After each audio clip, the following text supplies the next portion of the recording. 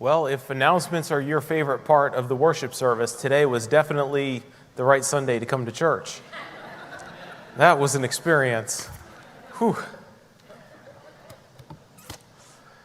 We've been working our way through the Gospel of John, and among the things that we've been trying to do is to see how the story of Jesus is portrayed in a way that harkens back to God's activity from the very beginning, that Jesus is not something new, but Jesus is the same God that has made himself known throughout history. And so today I'm going to talk about another I am statement where Jesus says, I am, hearkening back to the Old Testament when God declared himself to be I am. But then he is describing how he is I am. And so the statement that we're going to talk about today is Jesus saying, I am the light of the world. And trying to get to the bottom of what that could mean and what it is that Jesus is talking about when he says that. But we are reminded that light is the very first thing that God does. God comes upon the scene and looks upon chaos and he begins to create. And we're told in Genesis chapter 1, verses 3, that on the first day God did this. God said, let there be light. And there was light. God saw that the light was good. Light is good. God saw that the light was good, and he separated the light from the darkness. God called the light day, and the darkness he called night. And there was evening, and there was morning, the first day. The first thing God creates is light. And then light makes its way into the biblical story over and over and over in the Old Testament. We talked a few weeks ago about the burning bush, that in this illuminated bush, God shows up and declares that his name is I am, and that I am will set enslaved people free. Because he has heard their groaning and remembered his promise to them, he will set them free. He shows up in light. And then when these people are freed from their slavery, they go through the Red Sea and they enter into a wilderness. And the wilderness journey is a treacherous journey. One that should have taken but a few weeks ends up taking 40 years. And the people are obstinate, the people are sinful, and the people are difficult. And so God leads them on a journey, but he protects them through the journey. And he does so by sending a cloud by day, and by night he sends a pillar of fire. And you could imagine that if you were a people recently enslaved, and you are not rich with resources, and you are not rich with land, and you are not rich with housing and abode and protection, that the night could be scary and dangerous. From wild animals, from foreign armies.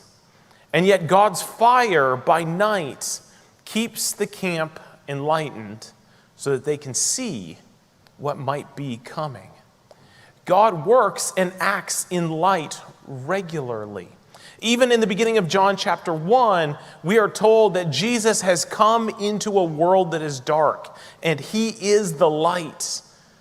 The light comes into the darkness, and the darkness has not understood what the light is doing. But again, in the matching text in Genesis 1, we are told that light is good. We all know that light is good. You don't have to be told this to understand this.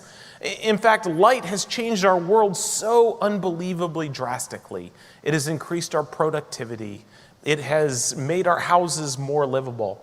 Although there are times that I think about what light has done to our bodies as well. Artificial light, that is. If you think about it, long before there was electricity in our home, I'm thinking that adults probably got what you might call an appropriate amount of sleep. Because when the sun went down, you could no longer see each other. There was no cards to play. There was no television to watch. The only thing there was to do was to go to sleep. So the sun would go down, and humans, I think, would sleep through the night until the sun rose the next morning, at which point they would wake up and then go about their day. That sounds kind of lovely, really. Instead, most of us today utilize the light to think whether or not we should push play for one more episode on Netflix, or how bad we'll pay for that in the morning. The light is a good thing, and yet also the light breaks into darkness in such ways that it dishevels and it unsettles and it changes routines. light has a way of shaking up the ordinary as well. And so when Jesus says, I am the light of the world, we should wonder, what exactly does Jesus mean by this? I am the light of the world. In a vacuum, we know that light is good. Light is better than darkness. Darkness is dangerous and unsettling. Darkness is hard to see in. Darkness, overnight, if we didn't have a light switch, would probably mean we would trip on the way to the bathroom when we have to go up, right? Light unsettles darkness, but just how much light is Jesus? When he says, I am the light of the world, how much light is he? Because there are many kinds of lights. There's lots of ways to perceive light. And so just for an exercise, we're going to turn down the lights real quick and think about what it could mean that Jesus is the light of the world. Like, for example, a light could just mean a lighter. One flicker. Now this, if it were pitch dark in here, this would do a little bit of work of illuminating. I would probably be able to see close to me. Clark, I might be able to see you from here, but probably not much past you, right? This would do very, very little work. Andrew, you're about it over here, right? So then we tried to figure out ways, although it's kind of funny, we talked about the way it used to be, right? I got a little lighter here, I got fire. And you think about how, prehistoric humans would have died for fire. They used to spend hours to get this much flicker, right? There it is, just a little bit of a flick, and boom, I got fire. But they tried to figure out how to use fire for light as well, and so they started using lanterns, right? So I brought a lantern and a candle today, and if you can control fire and expand fire, even use the refracting of glass, you can make it even brighter. And so people started using lanterns, and this candle, which was just a little flicker before, might light up even a little bit more space. It might expose me a little bit. It might help me walk down a dark hallway. The more and more we went, the more and more we figured out how to harness light and use it to our advantage. Now you get to the point that if you have one of these bad boys, you can take light portably without having to risk any danger, lighting anything on fire. Just a few batteries, and now suddenly we got a little bit extra light, don't we? I can even see the first 3 or 4 rows of you.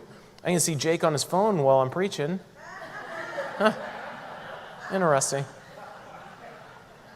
Right? The light exposes. Right? But then, it used to be like you'd try to find one of these things, rustle one of these up when you were doing a little electrical work at home that you didn't have a permit for. Or if you were going camping, you wanted to find this around your house in case you had to walk to the bathroom in the middle of the night, right? But now we don't even have to go looking for these things anymore. Great invention, but what if you're D batteries? No one has a stash of D batteries in their home. If D batteries go out, you have to go to Walmart, right? These aren't AA's. But now we all have a flashlight in our pocket, right? We keep upping our light game. Now, just turn that on, and I've got an equally powerful flashlight. Anywhere I go, any kind of darkness I run into, I can just pull out of my pocket, and there is light. But yet still, we're talking about more exposure than this. Still, we have gotten more and more able to cut through the darkness to the point that we have more than just flashlights, but we live in a world with floodlights even. Yeah, look at that thing, right? We don't even need floodlights up above me anymore. This thing, some of you are blind. Some of you are turning away. I see that. It is bright. Now, I'm telling you though, now you know how I feel while I'm preaching.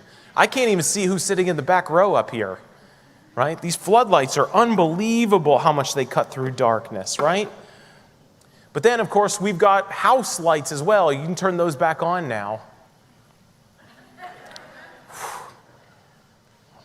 We have the ability to cut through darkness. And then, this is even before we get to natural light. You go outside in the sun and you're going to be like this again. I've sat in a dark room doing worship, right?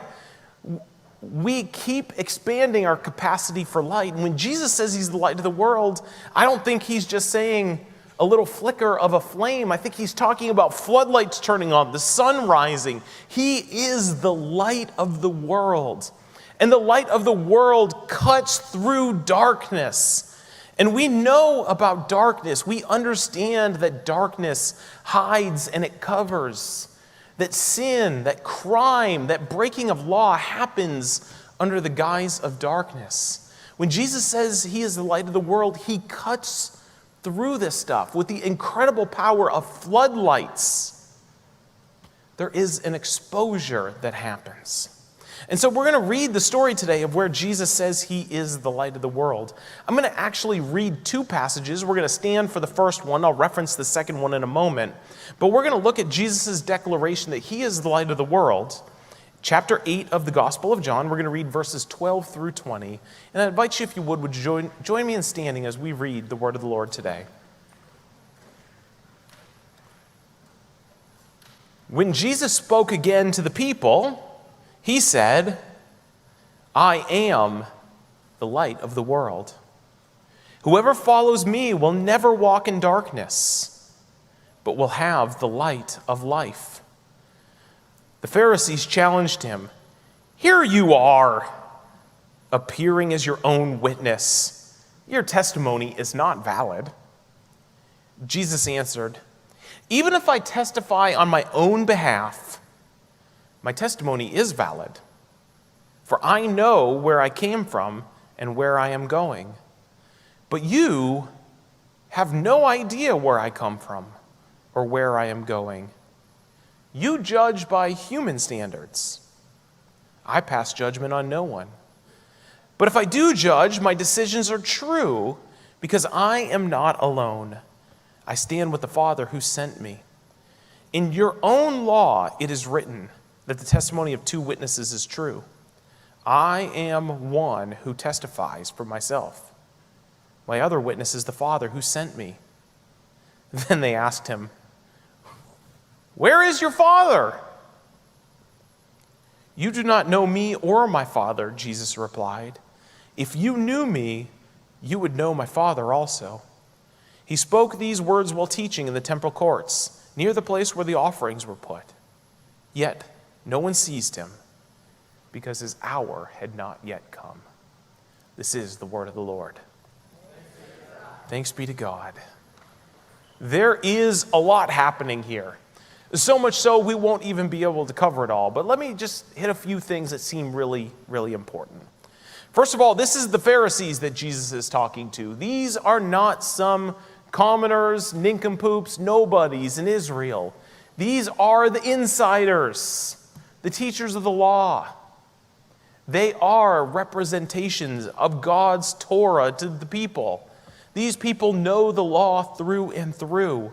And yet in their knowing of the law, Jesus is accusing them of not knowing the Father who wrote the law. It is a massive, massive insult that you would know and understand the law, but you would not understand the God who commanded it. It is no wonder the Pharisees are getting angry and frustrated. So angry, in fact, that this aside is written at the very end here, that no one seized him. The tensions are rising. The teachings of Jesus are scandalizing those in power so much that the Gospel of John is wanting to help us understand that there is tension arising to the point that his arrest is coming. Jesus will not escape these encounters scot-free. He will be punished according to the frustrations of those who have power in the world today. But when Jesus describes himself as the light of the world, he is not speaking to those people who have power in this world. He is not looking at the Pharisees who have it good, who have authority, who have respect in the community. He's not looking at them and seeing them as if they need a little bit of light in their world. He's looking upon the commoners who are struggling, who are hurting, who need release and freedom. And he's telling them, who feel as though they live in a darkness in a world that is getting them, catching them, and hurting them. And he is saying to them, I am the light of the world. And this light that Jesus is helps a people who feel as though they are walking in darkness. The world feels dark to them. You may be this person. You may not be able to put your finger on it. You may not be able to describe why. You may not be able to describe whether or not it's your fault or someone else's fault, but the world just feels dark. may feel like the world is conspiring against you. And Jesus says to that darkness, I am the light of the world. You don't have to live in that darkness anymore. You can be set free to be given a trajectory, a direction, a path, a way. The light shines in the darkness of our world, and it sets us free. Now, of course, Jesus uses this I am statement, I am the light of the world. And we've talked the last few weeks about how Jesus is using these descriptions to illuminate, to help us to see the I am that we have known since the burning bush. God has made himself known for generations in Israel, but Jesus is giving personhood, giving flesh, giving nearness to this God that we've heard about all along.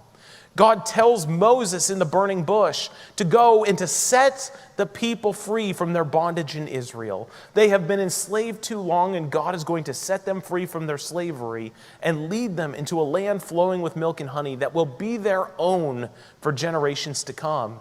And when this idea of freedom is too big for Moses to understand, Moses says, tell me who you are. I'll go tell Pharaoh, but I've got to give him a name. And God says, my name is I am. I am. I am is one who sets people free from bondage. This is functionally what this God does. He sees the bondage of humans and he breaks them free. He sets them free. And so the question may be asked, if this is who I am is, and I am is light, the light of the world, what kind of bondage is it that the Israelites are in now that God would act so definitively once more in Jesus? What sort of bondage are people finding themselves in that they need set free? Because this is the heart and the character of God. But this argument that Jesus is having with the Pharisees carries over a few verses down in chapter 8. And Jesus begins to help us understand the bondage that he is trying to set people free from. What this darkness is that people in Israel are walking in that light needs to expose. Starting in verse 31 and just reading a few verses, this is what Jesus says is what he does as the light of the world. To the Jews who had believed him, Jesus said, if you hold to my teaching, you really are my disciples. Then you will know the truth, and the truth will set you free.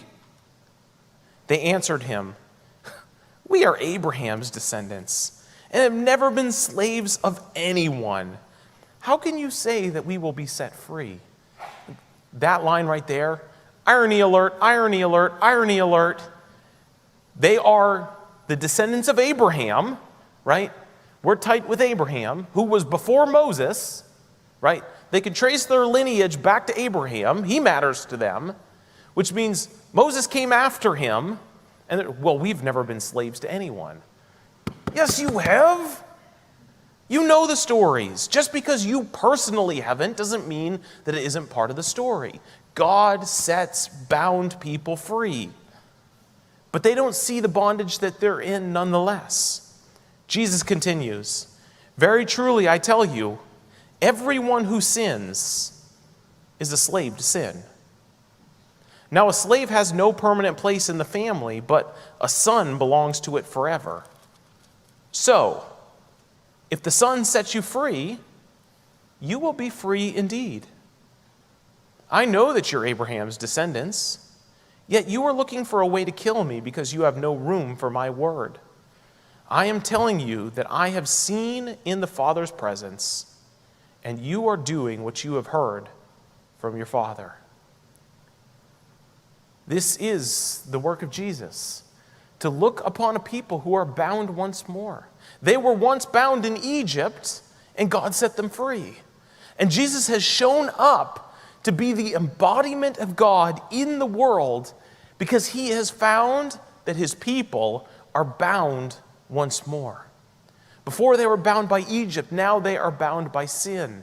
Upon coming out of Egypt, God gave them the law, and the law exposed to them how life was to be lived well, and the people could not follow the command.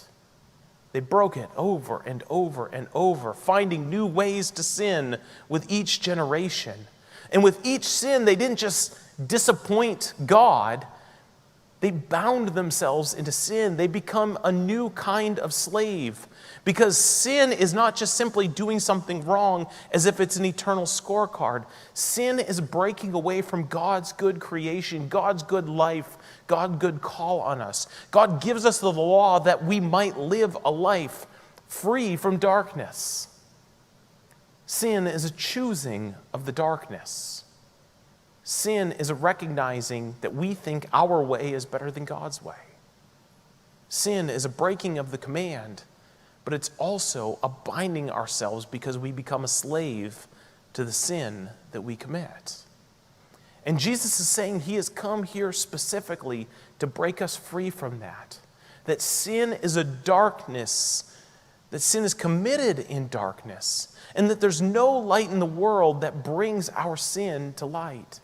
Jesus has come as the light of the world in order to show us a way out of our slavery, but also to expose the sin in our lives.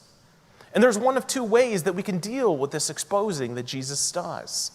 And I think it's really painted well at the beginning of chapter 8, right before where we read earlier. There's a story that's put there, and I say it's a story that's put there because its origin is dubious. Now, people agree that it happened, but the oldest manuscripts that we have of the Gospel of John that have been found in archaeological digs and searches doesn't have this story in there. Now, it's agreed upon that it happened, but someone put it at this point in the Gospel of John after the first time that John was written. If you're looking in your Bible, it'll talk all about this. My Bible has it in really, really small italic words. And then it says with the earliest manuscripts, blah, blah, blah, blah, blah. But yet, the church, the people of God, have agreed that this is an authoritative story and have put it here right before the light of the world. And so it seems important that they put it here as if Jesus is showing what the light of the world does. And the story is pretty familiar.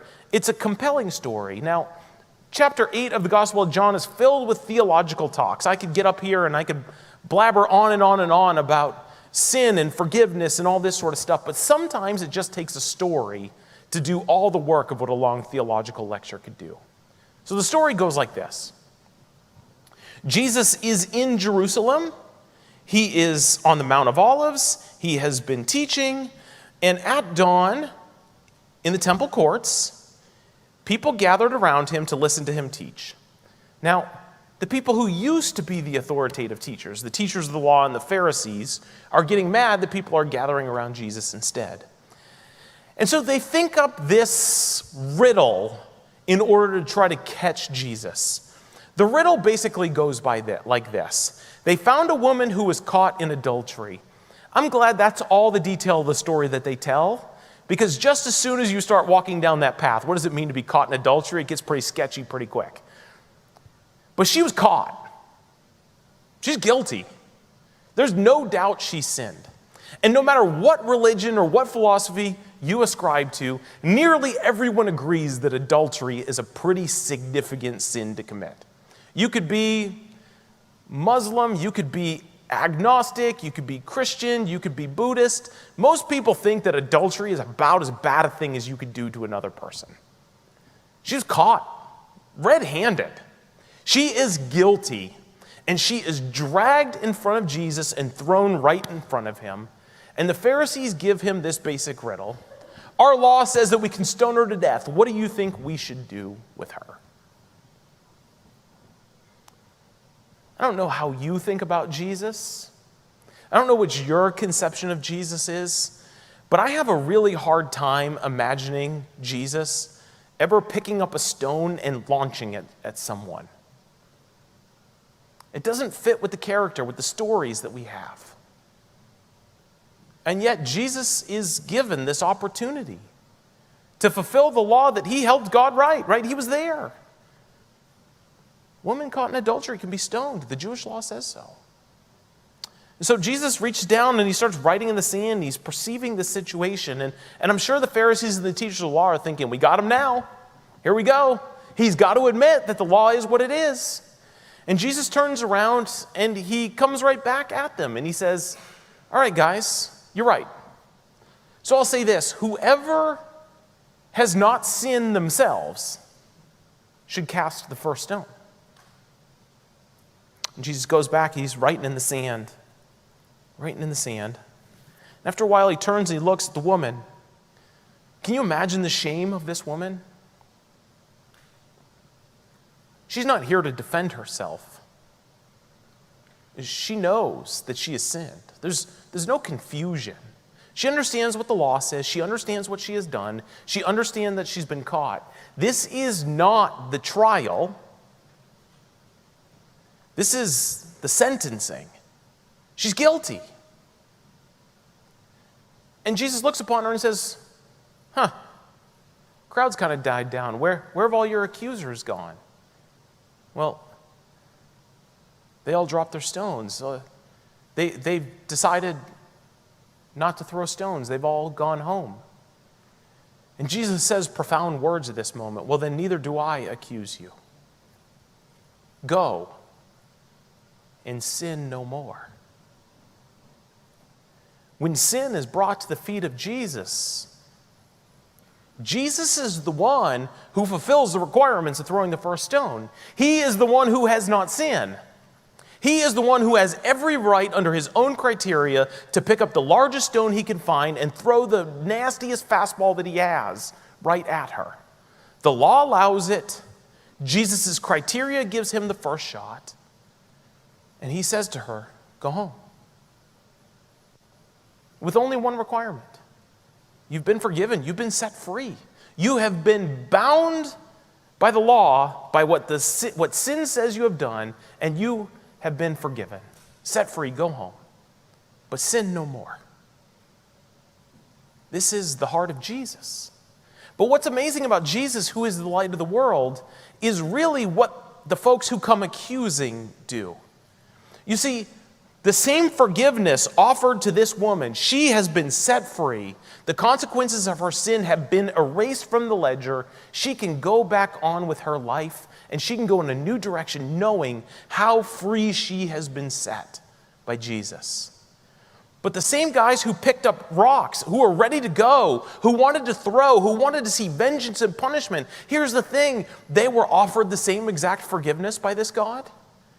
They had been forgiven by the God who sent Jesus into this world. They themselves had been set free in their own lives. They all confess that they have sinned in their life. They all know it. They all have gone through the proper procedures to receive forgiveness and restoration. They've been set free. But they're angry. They're mad because they want her to pay even though they have been set free. And what's amazing is that Jesus takes a little light, shine in this woman who's guilty, and as the light of the world, he expands the light, and he shines the light in dark corners of righteous men hiding their story and their sin. And he exposes that people who want to condemn other sinners are sinners themselves. The thing about Jesus being the light of the world is that we can receive the light of the world as one of two ways. We can either see him as exposing our sin and becoming so angry and resentful and shameful that we just go home and try to sort a way to put him to death once more. Or like the woman who was caught, whose sin is exposed before Jesus, receives the fact that he is willing to restore, forgive, set us free from the sin, and lead us into a new life where we recognize with joy just how much has been forgiven. We have two choices. We can resent the light that exposes sin, or we can be thankful that when we are exposed, we have been set free. The struggle of today's text, I think, is to recognize that Jesus is the light of the world, and this can be good news or bad news. It's good news if we receive him and we follow the light that he has given. It's bad news if we feel exposed and we reject it and go back to our home. Jesus is the light of the world. It's a powerful light. It's a light that sets us free.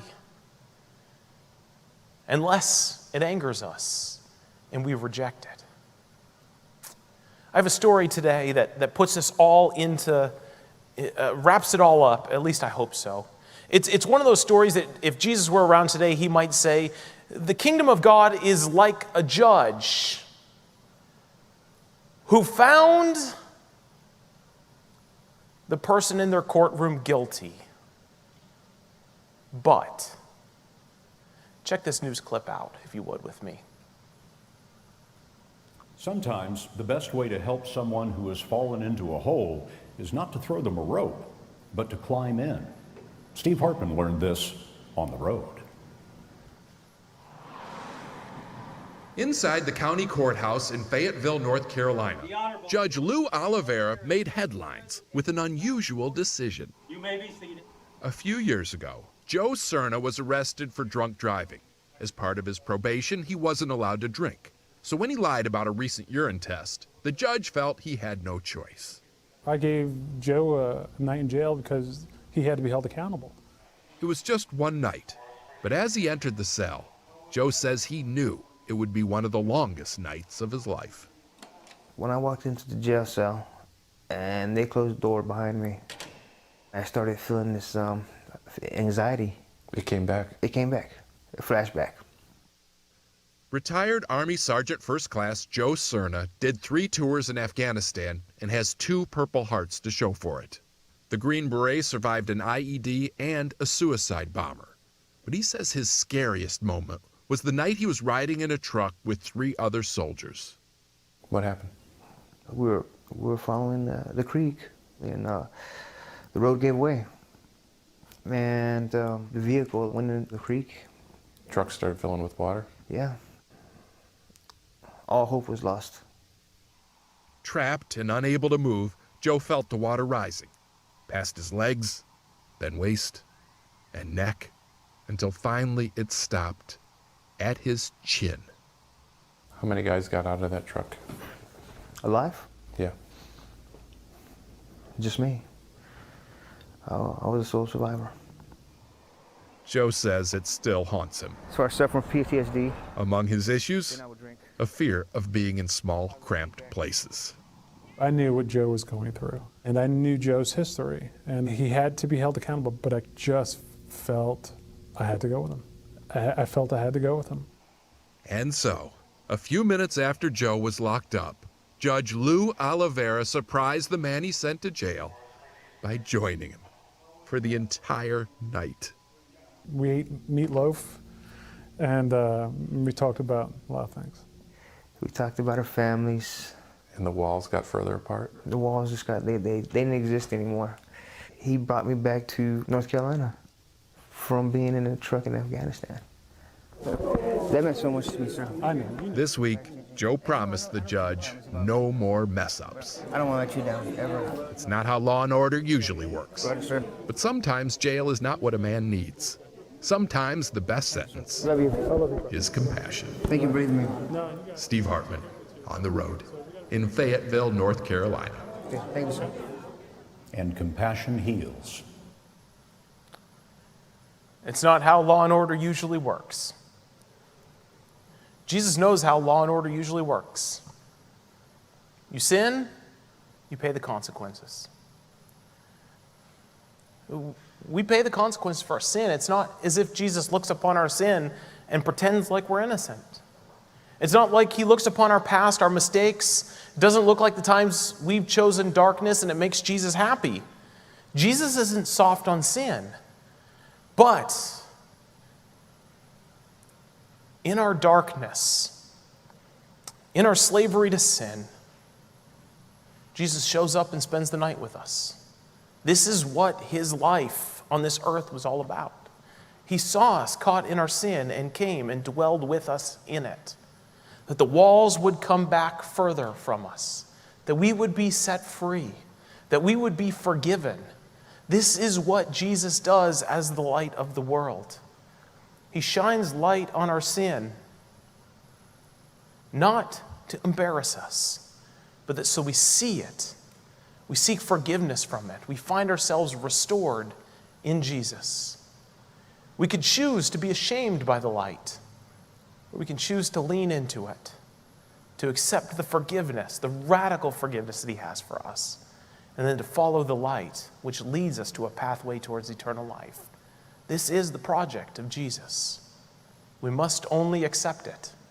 We must only seek forgiveness, and we must follow him and sin no more. We're going to sing a final song together. It's going to be an opportunity for us to worship this God who loves us, who forgives us, and sets us into a new trajectory. If you'd like to come and to pray, to seek forgiveness, to lean into this restoration of Jesus, the altar will be open as we sing. If you'd rather just stand and praise God, you can do that as well. But let's take this opportunity as we close out the service today to worship the God who loves us, who forgives us, and sets us free. Would you stand with me?